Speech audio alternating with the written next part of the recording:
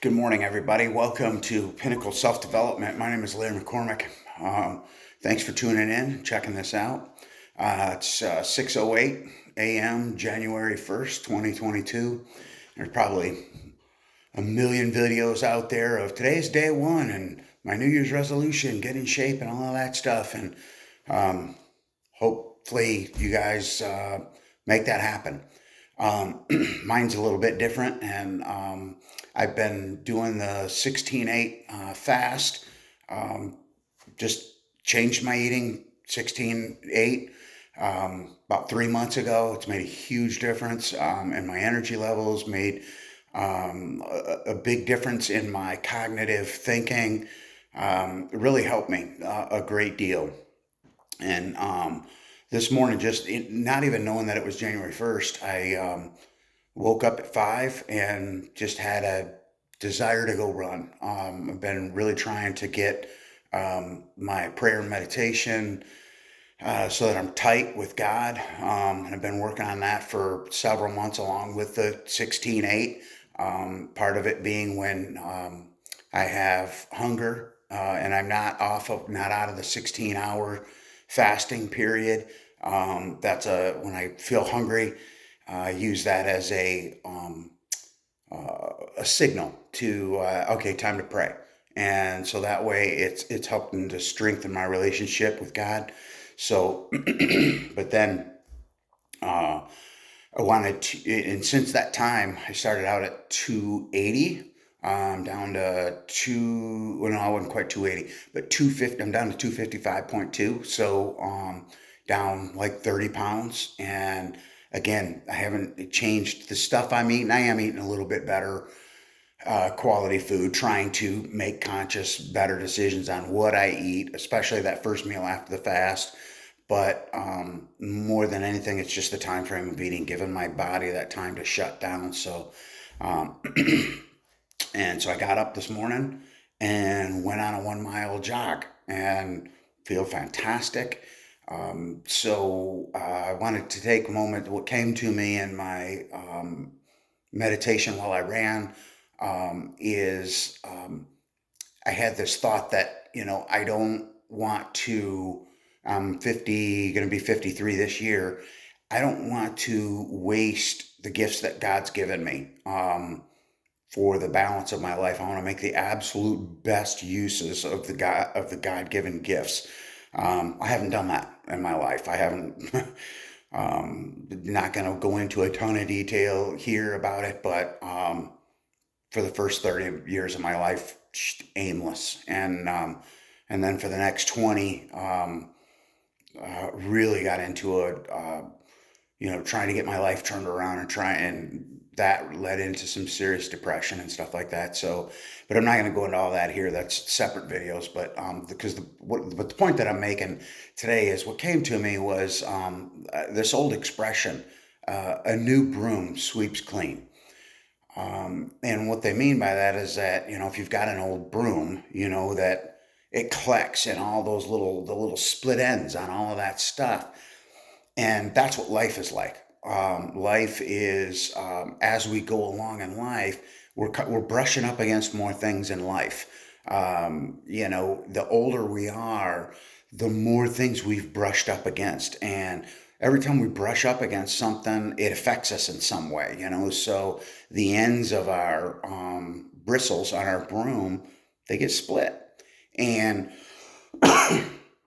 and it collects stuff. So when we go to sweep, we collect, and we just the expression is a new broom sweeps clean. It doesn't have the little split ends that grab all the dust bunnies, and you're trying to pick them off and throw them into the trash. It just sweeps nice. It's great. And then so. But what I thought about is that, okay, so if I'm this broom, I go through 3 brooms a year. And it's like, this can't be a New Year's resolution type thing. This is something that, I've started taking some steps towards it. And then I can't think about a whole year because it's too much. It's just too much. What I got to think about is today, this day, what can I do today um, to make the best use of the gifts that God's given me, and not but that's difficult when I've got all these split ends because I'm not the new broom, and I got all of these split ends, and it collects all of this stuff, and so I gotta. So, what's the answer to that? And anybody that's been around me knows that I'm great at making a short story long. So that's the long part of it. And so the point that I make is that when we have all of that crap, we're not going to be able to sweep well. We're not going to be able to do what God wants us to do, for our fellows and for ourselves. So we got to trim that. So I'm going to physically go home and trim my broom, but more importantly is I have to trim myself, the stuff that's not working. Jesus said that we're the uh, we're the vine and he's the gardener. He's got to trim away the branches of the vine that aren't going to bear fruit anymore. And and I have to do that in my life. I have to take an honest inventory, an honest assessment of what are the things in my life that are serving me well. And by serving me, I mean serving others, my family, my community, my employer, those type of things. What is serving me well? Well, what is not? Well, what is not is all this crap that's collected on there. So we got to trim that off. And so that's what I wanted to say today is a new broom sweeps clean, but just because we're an old broom, we don't have to throw away and get a new broom. We can trim that stuff off by getting rid of the things in our life that are hindering us from sweeping well. In my case, it's the nutrition that I put in my body. So I've got to quit putting in, the things like donuts and cheeseburgers, and, not that I can never eat a donut or a cheeseburger again, but I know very well how I'm going to feel shortly after I eat food that doesn't have good nutrition in it. Conversely, I know how I'm going to feel after I eat a banana, another piece of fruit, something like that. So, listening to music that doesn't have a good message. A lot of music has a great beat, and I love it and stuff like that. And when I'm running, but yet I listen to the lyrics and I go, I mean, I really like this beat, but boy, I wish those lyrics were different. And so I have to make sure that I'm putting the music on my playlist that has good lyrics to it, so that I've got a snappy beat. But then I also want to hear a good message. We have to stand guard at the doorway to our mind and what we let in. Are we watching news? Are we doing? What are the things that I'm consuming that what are they doing for me? Is that just brushing up against more stuff to split more ends to gather more crap, dust bunnies and stuff like that? And ultimately, it's my connection with God that is going to, because what Jesus says, something to the effect of, if you have my spirit in you, you can handle serpents without getting bitten, and drink poison without dying. I don't think he truly meant that you could handle a snake and get bitten and not die, or drink literal poison. I think what he's saying is that we can go around these things that are not healthy, the people that we have to interact in our life, just because we have to interact with them, either through employment or through family, or through a social connection or something like that. And their message isn't, what we want to be around. That's the type of person that, the type of person that can brighten up a whole room by leaving.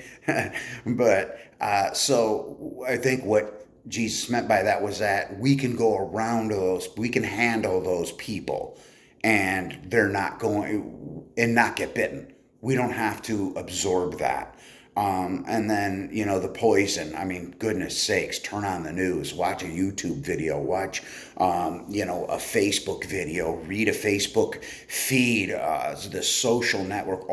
We're inundated by all of this negativity that could dramatically affect us in a bad way. And some of that we can't avoid. We've got to be in certain places where that stuff's going to come at us. We may be in a place where there's a TV where we have to be there, but we can't change the channel of the TV and the news is on. So I think what he meant was I can drink that poison and not die. So I mean, I don't have to absorb it. So I don't have to live in a hole. I can be out in the world and rub up against this stuff, but not let it create all of these split ends in my broom. To an extent, some of it's going to get in. Our split ends are going to, it's going to happen. That's just the nature of rubbing up against this stuff. Some of it's going to get in. So that's where these inventories of what are my thought processes, what am I thinking about, and when adversity comes, because that's the big one. It's because when things are going good, there's not much to learn from that really. It's when adversity comes, when there's in a later video I'll talk about here the last couple weeks. I've run up against some serious adversity with the people closest to me, choices that I'm making on how I'm going to continue my life path, and how they feel about those. They're how I feel they're going to go and how they feel they're going to go don't line up. And because they love me and because they care about me, they are not happy about the path that I'm choosing. But at the end of the day, I'm the one that has to make the decisions on what's right and what's going to make me best for my family, my friends, my co-workers, my creator. So and I'll discuss that in a later video when when hopefully I'm right, and then I can share that can be its own video. But today it's just about trim away that extra stuff that is not serving you well, so that you can be like a new broom and you can sweep clean, and then guard against what gets in. So a new broom sweeps clean, but just because we're an old broom doesn't mean we can't trim the stuff that's not serving us well, helping us sweep well. We can trim that off, and then we can sweep better. So don't waste the precious gifts that God has given you. I am not going to spend another day wasting the precious gifts that I've been given. So Larry McCormick, Pinnacle Self-Development. There's a link in the description to my autistic son's house renovation project. Please check that out. Thanks very much. Now it's time for you to rise and shine.